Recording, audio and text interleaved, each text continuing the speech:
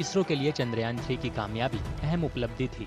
चंद्रयान 3 के चंद्रमा पर उतरने के करीब 1 साल बाद भारतीय वैज्ञानिकों ने मिशन के नतीजों के बारे में बताया।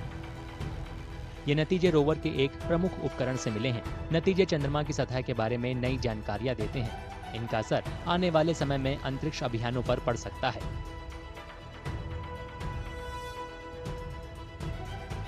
Primarily, we are looking at various elements of the science are following. One, there is a question on where the moon came. तो फिर हम इनको ये Where जवाब moon is देते हैं originally a part of जो Earth, or it came from another asteroid, or it's another minor planet got trapped in the gravity of Earth. So these are fundamental questions. Second is whether this moon will give some clue on our creation of Earth itself, and whether this can create a habitable place in the future. So we are trying to understand various aspects of it through the instruments. So I think in 2 days back there was a paper published on the Nature.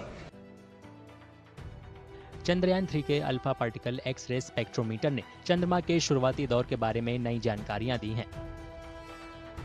आंकड़ों से पता चलता है कि चंद्रमा की सतह परतों से बनी है।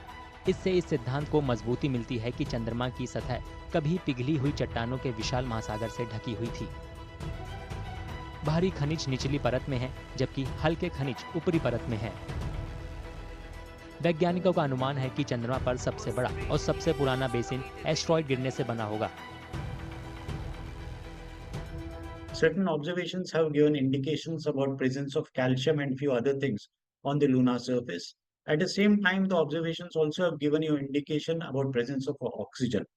But unfortunately, what we were looking about presence of a hydrogen molecule, which could have given certain amount of indications about presence of a water over we have landed, that observation, at least till date, ISRO has not come out clearly whether there is a presence of a water there or the water is not present over there.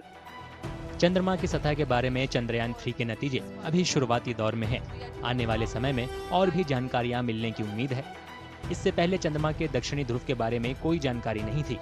जाहिर है चंद्रयान 3 से मिलने वाली हर जानकारी आने वाले समय में अंतरिक्ष मिशन के लिए अहम होगी।